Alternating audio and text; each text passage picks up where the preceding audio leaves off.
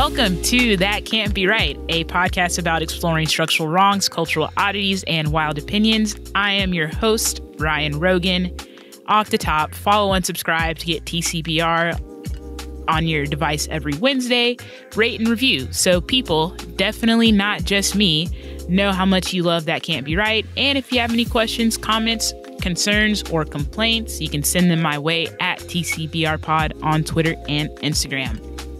Y'all, somehow it is August. I feel like I was just watching Tiger King and playing Animal Crossing and bleaching my groceries. But students, educators, parents are all preparing for another school year in the midst of a pandemic.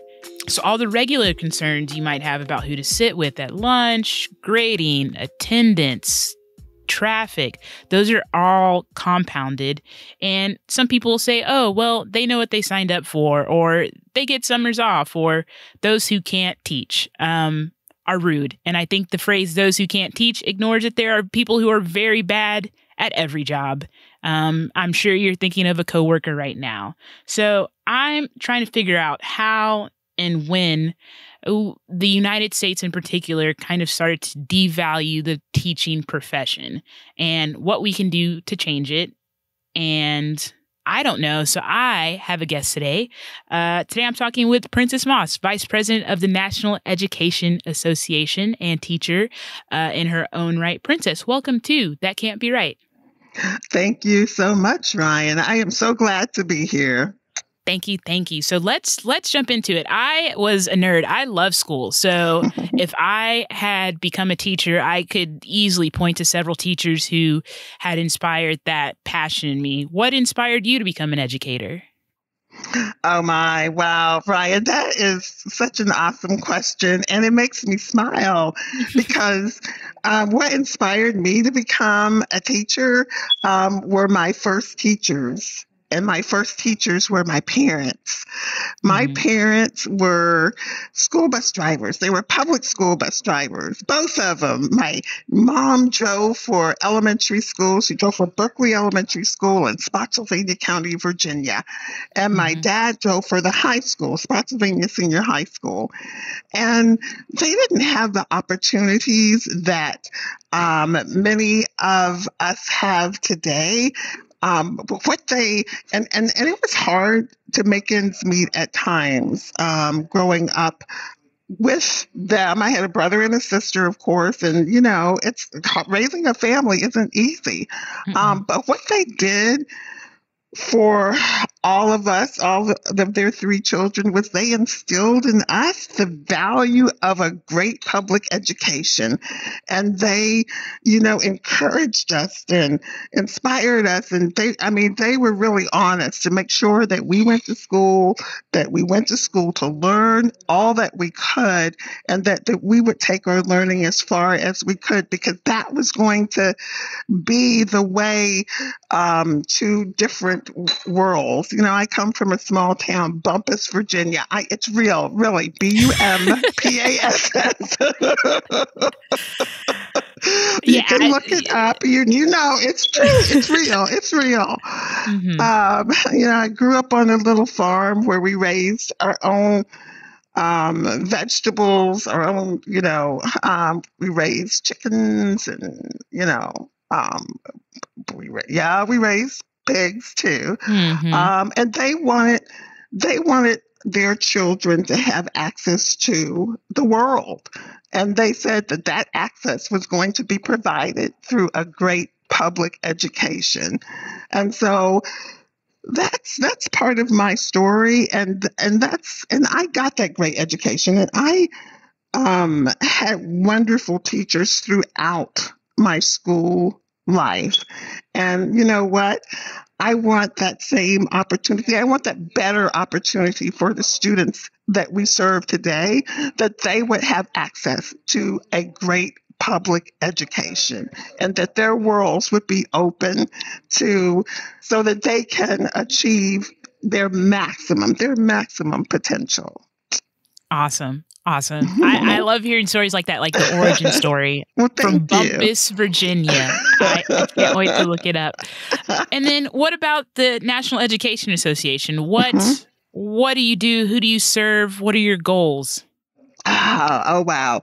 Well, we have 3 million members who are members of the National Education Association. And we advocate for our professionals. We make sure that they have what they need to ensure that our students have the very best that they can have. Wow, I started out a very long time ago as a member of the a Student Education Association. And then when I started teaching, I became a member of my local association and I got involved in the work. And it just, I loved it. I absolutely loved it. And one thing led to another. Actually, one of my first, one of the first things I did was I heard folks in the lounge complaining about salaries. And so I took that to my local association. And lo and behold, I got voluntold to be one of the presenters of a salary request to our local school board. And I did that. I worked with another educator. Her name was Kathy Skerneckia. She was a third grade teacher down the hall from my music classroom. We worked together, and I actually presented to the school board. We did the research, and I presented to the school board in a way that I taught my kids, right? And they were very receptive. And they thanked me, and it was and things continued from there. I got involved in my local association. I got involved with my state association, which was at the time the Virginia Education Association. And one thing kept leading to another. In fact, I served as president of the Virginia Education Association for a term for 4 years. And then I went on to the national, where I wanted to continue my advocacy for our educators and the students that they serve. So here I am.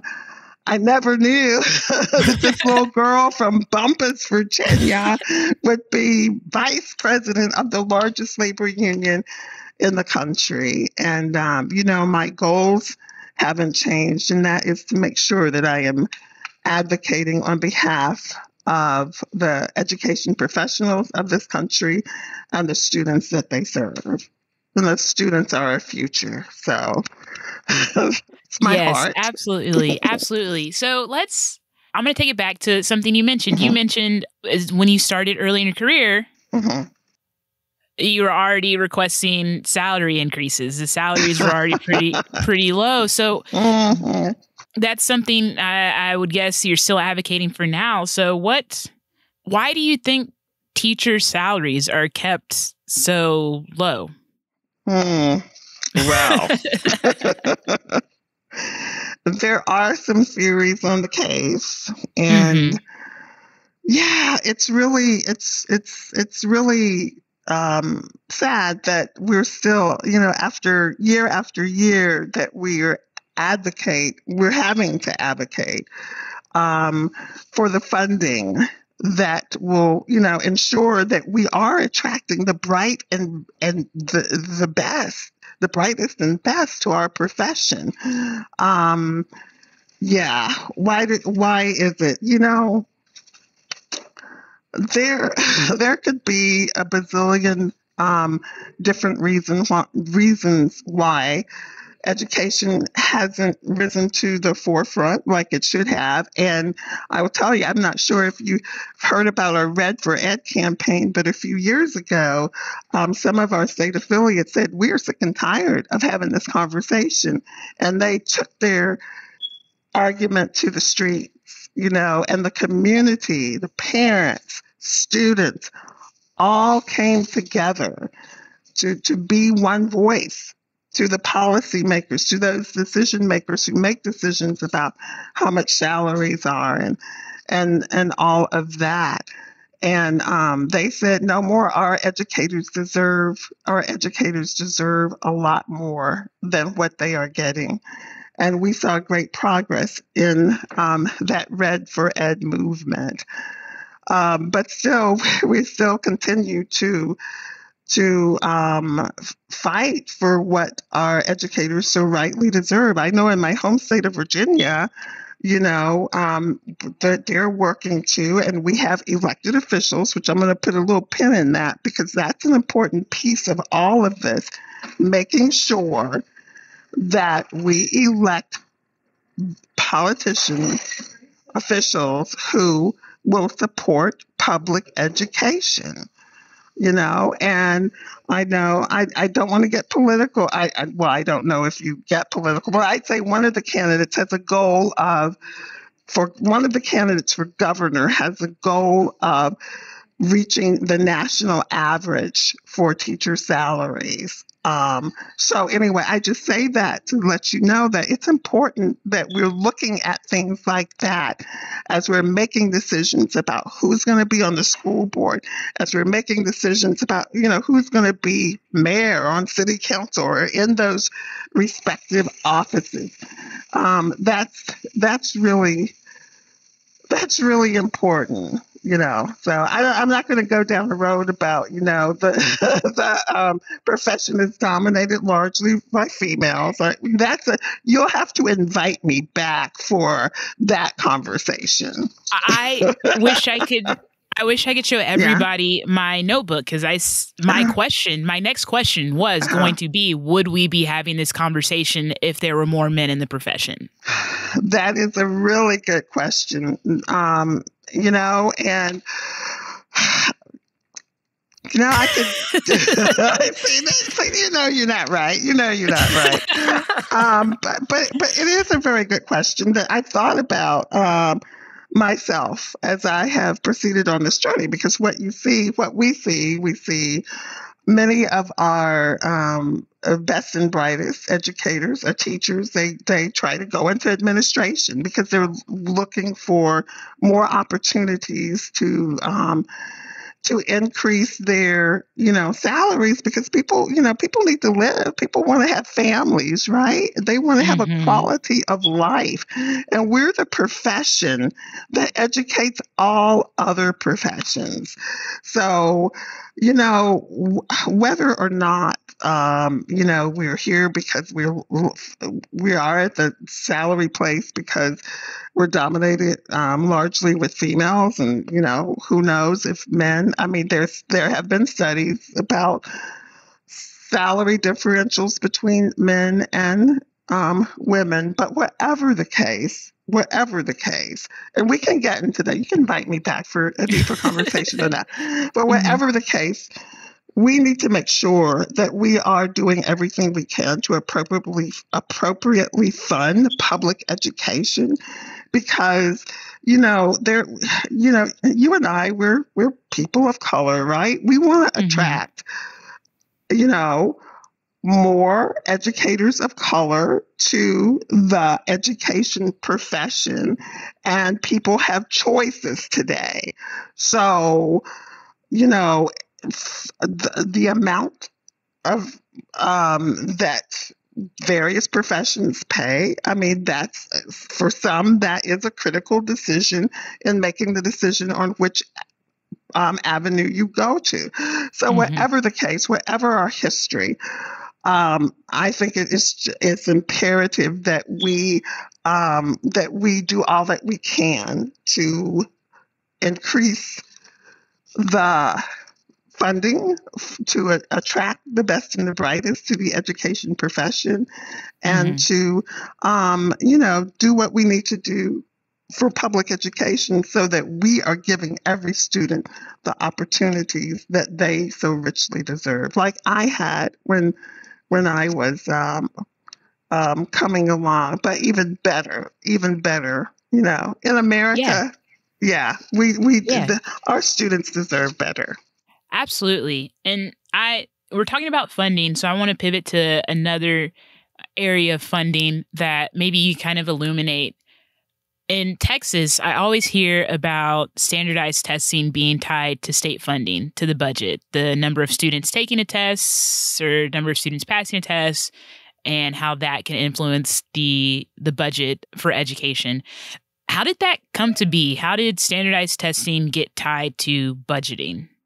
Well, standardized testing is a big bucket of conversation in itself.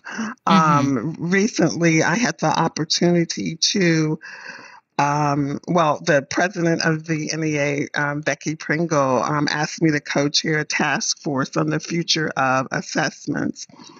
And part of the work that we're doing is that we're looking at standardized testing. You know, the whole market out there for standardized testing is really huge.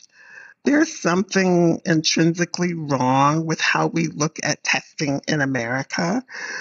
We should be looking at assessments or testing as a way to help students, not as a punishment to the educators who work with students, or not as a threat or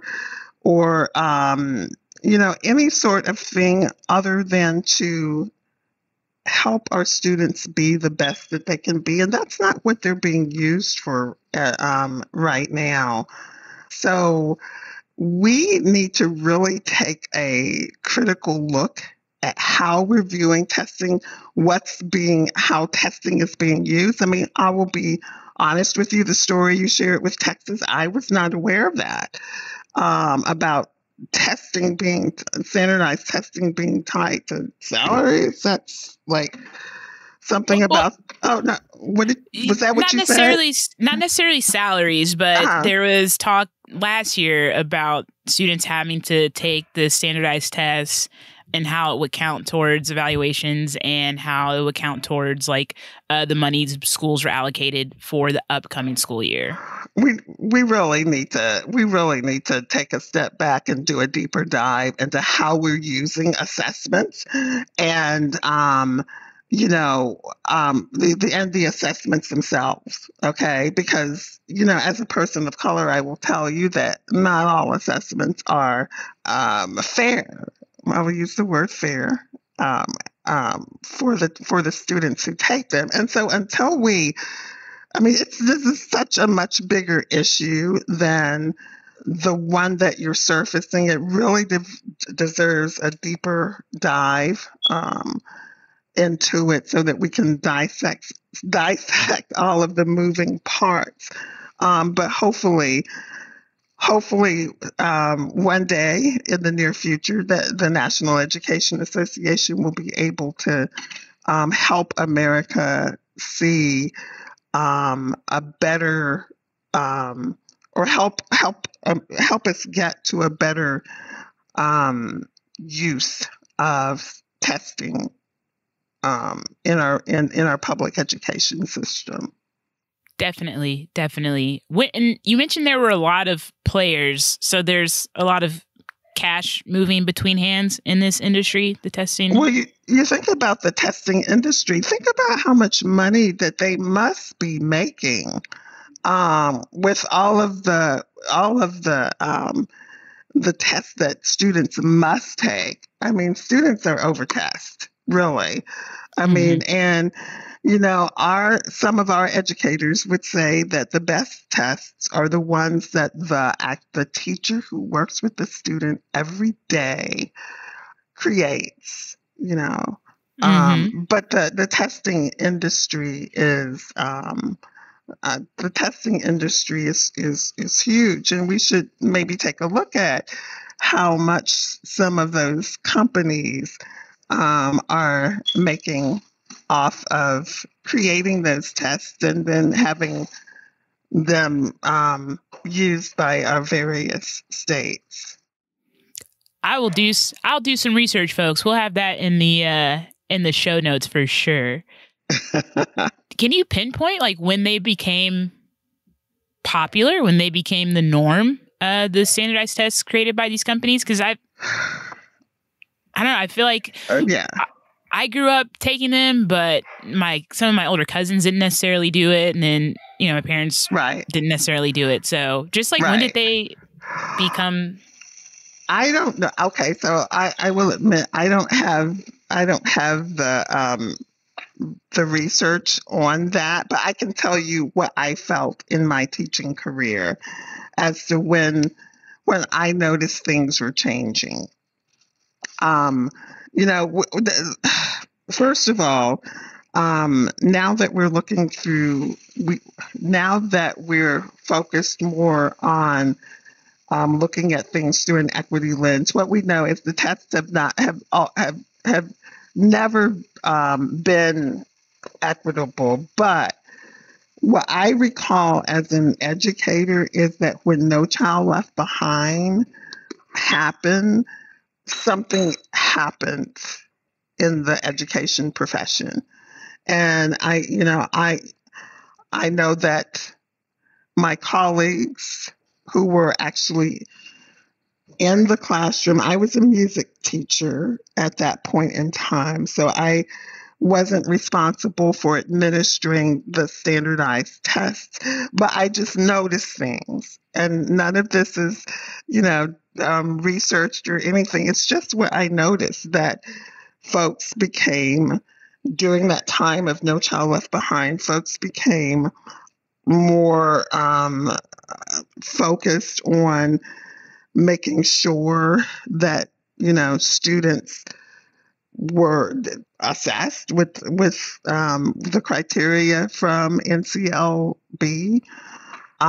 There was Educators seemed to have less time because they were more focused on the tests.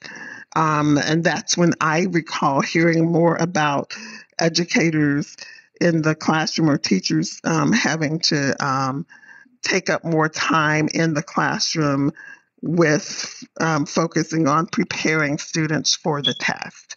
And for the standardized test that they had to take. Like I said, that's just my anecdotal observations from my own experience. But I did notice that quite a bit during that time. And then it just got progressively worse from there. Teachers were focused on all of the paperwork that were required for the testing that they had to do. That tracks, and I think your professional experience is as valuable as any research. And I'll chime in with my own personal experience as a student. I remember getting to, the first time you take the test is maybe third grade or something in Texas. So then the teacher's very focused on making sure we understand those concepts. And I feel like by the time I got to high school, I distinctly remember one of my teachers saying, okay, we're not going to do what's on the schedule this week. We need to focus on the concepts that are going to be covered on the test. So like if we were going to do a fun experiment, it's like, oh man, we can't do that because we have to focus so we get good grades. So she's evaluated and the school's evaluated. So I remember that. I was in elementary, grade school, middle school, when No Child Left Behind was passed. So that tracks. Yeah, that sounds about right. And what I remember, Ryan, as a teacher, is that's also when teachers began to talk about losing the creativity that they had been so used to in the classroom, because they had to focus so much on test preparation and then the actual testing. And the whole, the whole conversation around it seems like all teachers do is test, either prepare for the test or test, And so we need to really, really take a look at how that is tracking. And like I said, the NEA is we're hoping that we're going to be able to do something about that as we dive more into looking at assessments, the concept of assessments, and how they're used, and what it is that our students really need, Educators working with our students every day know that everything cannot be measured on a standardized test. It's not fair. Yeah. I'm not a good test taker. I'll be the first to admit I'm not a good test taker, but let me present you with a portfolio, or, come, Yeah. yeah, There are other measures of intelligence. And I, right. as an aside, I think that we learn in school that like students learn in school that tests are the only good measure, and that manifests in like how they treat other people who aren't good at test taking and how they perceive those people in the professions they might pursue after school or something. So it's not great in No. conclusion. And I can't wait to Well, see what the NEA puts out coming in the future. We're working on some principles, the PRINCIPLES principles, for us to make sure that we're following as we look at assessments moving forward. Children should not be defined by a test score. They should not. Yeah. And so, yeah, our goal is to make a difference in changing the narrative on how we look at testing, and changing it in a way that's positive for our students and the educators who work with our students. Yeah, definitely. And I want to go back to one thing you mentioned to kind of transition us to the next thing I want to talk about, which is you mentioned like teachers kind of feel like there's a lack of room in the curriculum to be creative as a result of all the work they have to do to prepare for the assessments. I mean, it's always been a thing, but in the last probably 5 years, I would say, a lot more has been made of the politically charged discussions teachers are having in the classroom. Teachers getting in trouble or making it to the news because they have certain signage in their classroom, or they're teaching certain moments in history. How is NEA coaching teachers to navigate the classroom in these times? Yeah, that is a landmine. You asked a lot in that question.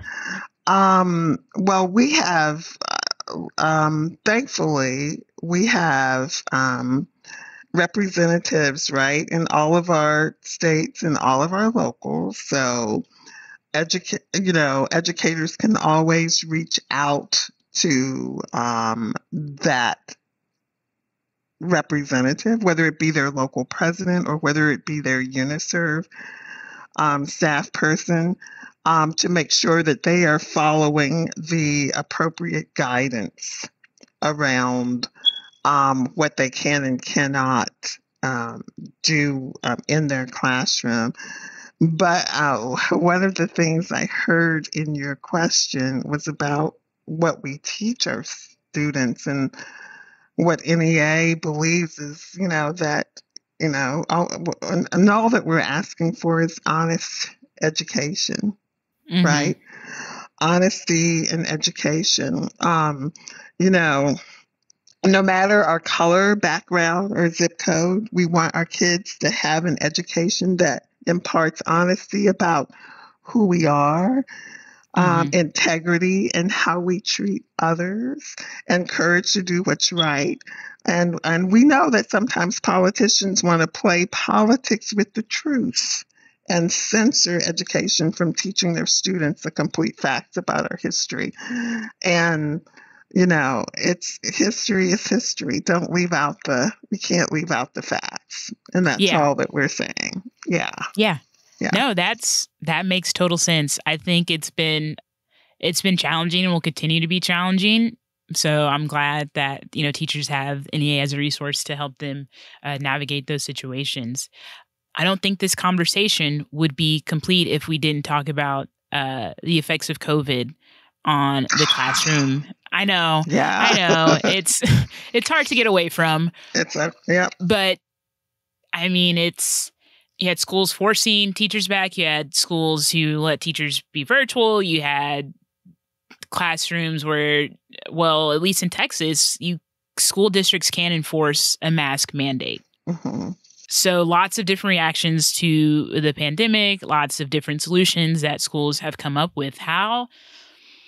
What advice would you give to teachers trying to navigate this? What advice would you or how would you Mhm. preach patience to parents who are sending their kids back to school in the next few weeks?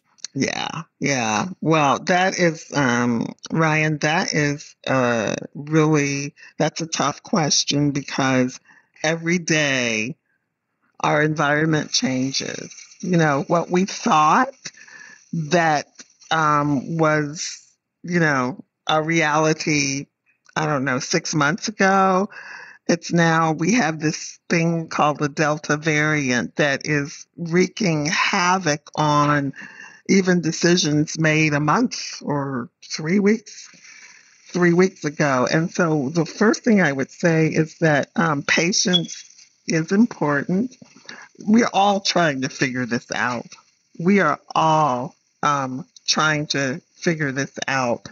We want to make sure, our mission is to ensure that we have strong public schools and the best possible education our students, and we want them to be safe. Safety has always been a number one priority. The NEA and the AFT um, released a shared agenda that focuses on supports and resources in regards to this, and the NEA put out a safety, what is needed to go back to school safe. We did that last year. Of course, now we thought, as we thought we were in a better place, the Delta variant and other variants are out there. What I would say is that it's important for communities to come together. It's important for educators to work with their superintendent, their school boards, um, and for the local association. Like I said, we have local associations in every local. It's important that the local work with the school board, superintendent, and vice versa, that they work together to do what's best for the students in their school district. Some of our school districts have collective bargaining agreements. So, the local can, they bargain what that might look like, what coming back to school safely might look like. But what I would say, in the environment that we're living in now, it is important for everyone to be patient and for everyone to be flexible, because what is today may not be tomorrow or the next day. Um, so that would be my best advice. We want our students to be safe. We want everyone to be safe so that they're in the best learning environment possible. And no one Mm-hmm. ever, no one, I mean, well, I shouldn't say no one, because on the political side of it, I think they did. But I could not have, I'll put it this way, I couldn't have predicted a pandemic, or, No. 18 months ago. And so for what we've done so far to come out of it, um, and to move forward, I think has been tremendous. NEA believes we should follow the science and we should adhere to what science, tells us. Mm-hmm. Um, and I think that's very important for school districts to adhere to. It's like, I don't want to liken this to snow days, but the end result is that you're not going to make everyone happy, Yeah. and it's okay. But safety for the students is the number one thing, Yep. and the educators who work with those students. So, yeah. Awesome. Awesome. So those were kind of my four, you know, things that I perceive as challenges for teachers: salaries, testing, navigating political waters, navigating discussions, and Mhm. then, of course, trying to, prepare for a school year where COVID Mhm. seems to be one or two steps ahead of, our best Yeah. laid plans. What am I missing? Like, as someone who has not been a teacher, what am I missing about the profession, or what am I missing about challenges in how elected officials or parents or students can make things better for teachers? Yeah. Well, first thing I'd say is your previous question about being back in school, I just want to be very clear that no one wants our students back more than the educators who work with them. We want them back. But again, safety is really important. It's what we need to be looking at. So, and I would say that as we work through all of this, it's really important that while the academics are important, we cannot forget the social and emotional part of what our students went through and what the educators, what all of our public school employees went through um, during the past 18 months and even now as we still struggle to make the right decisions based on the ever-changing environment. So I think we need to make sure that we give space for that, this whole social and emotional um, part of it, to make sure that we're addressing that. That we're addressing that as well as we move back into a reality that won't be the reality like we knew it, but our new reality.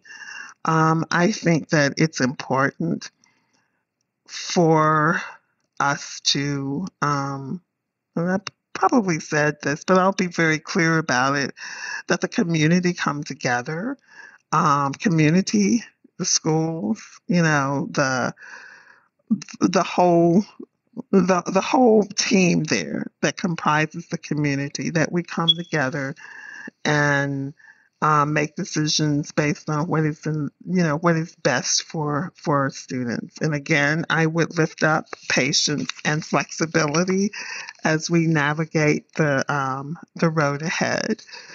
So this country was founded on public education, and the pandemic laid bare some inequities that we as educators, we always knew that they were there. Yeah. Ryan.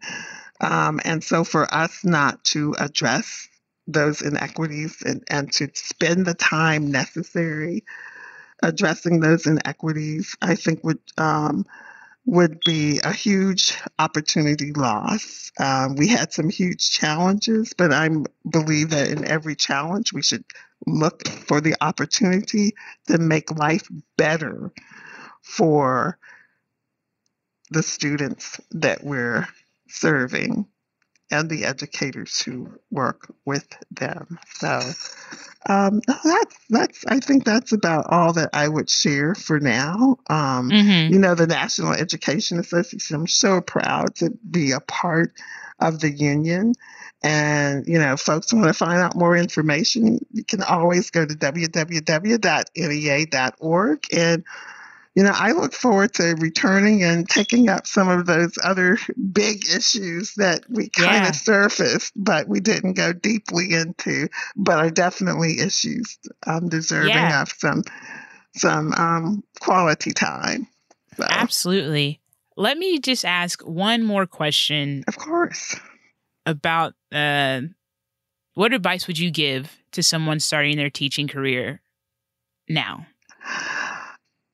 The advice that I would give is to make sure that you find a mentor. We can do this. We can do this. Make sure that you find a mentor if you have not been assigned one, and make sure that you get to know your students.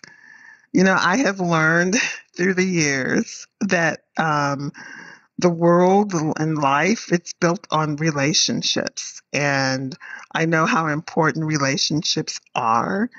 And the relationship between a student and their teacher is one of the most important relationships that there is.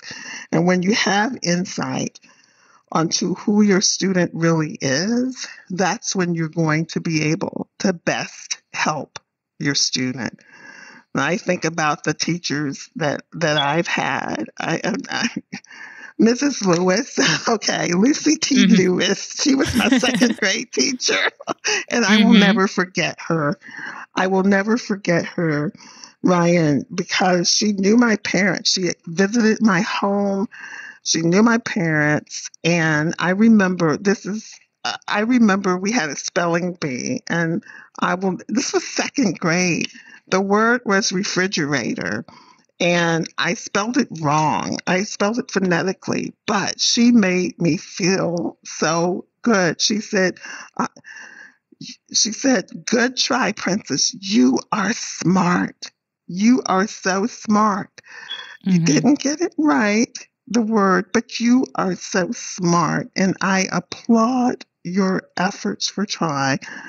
I will never forget how that made me feel.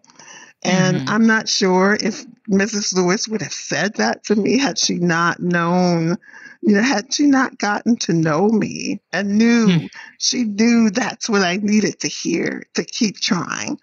So Mm-hmm. that's just one piece of advice. You can't go wrong with building the relationships with your students and their parents. It will go a very long way as we navigate the future. Absolutely. Absolutely. I love that story. Teachers stick with you. Everybody, or not everybody, but a lot of people have stories about like a moment, that a teacher really helped them or, boosted them or made them feel really good about themselves. And it sticks with you. So I told a story. I do actually have one last question, and it's a new segment I'm doing on That Can't Be Right. What is something you've read, you've watched, you've seen, you've overheard, you saw on a menu that you think can't be right? It doesn't have to be limited to your profession. It doesn't have to be some big, serious topic. It can be anything. It can be pineapple on pizza or like the equivalent of pineapple on pizza. Anything like that. What's something that you think can't be right? Oh, that's funny because I do believe pineapple does belong on pizza. It is okay, but you need some ham. You need some ham and on with the pineapple on the pizza. So, oh wow, what can't be right? What can't? Let me think for just a moment.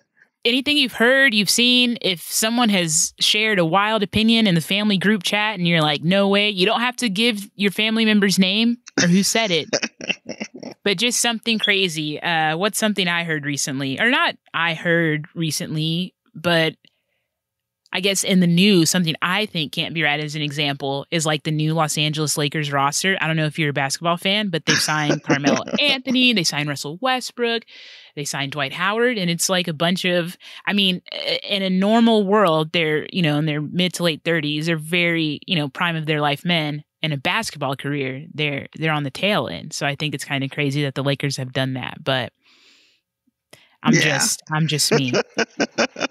Has that jogged anything for you?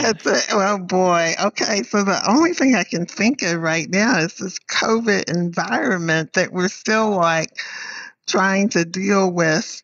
It's like, okay, I'm just going to be honest. I got the vaccine and I could still get COVID. Yeah, but that can't be right. But and though I would not, what I understand is that I would not get as sick as I would had I not gotten the vaccine. I am fully vaccinated, and I encourage everybody to be fully vaccinated because that would help. Yeah, that definitely would help deter what is going on in our country right now with the raging Delta variant. So, yep. Yeah, that's absolutely true. It is. I have said it, and I know you're in a position of leadership, but I have long held throughout this pandemic that I'm so glad I'm not in charge of anything. It would be so difficult. It has to be so hard. The people at the CDC say this today, and then they change their mind tomorrow, and everybody thinks they're crazy for doing that. But it's like the science has changed, and science has changed, right? You can't really do anything about that. But yep, the science has changed. So that was my last question, actually. Princess, thank you so much. Lots of great insights into the teaching profession, how we can support teachers, how we need to think critically about assessments, and just what teachers can do as they start their new career, if they're starting their new career this fall. So You already told us where we can find National Education Association online. Is there anything else we should be on the lookout from you guys?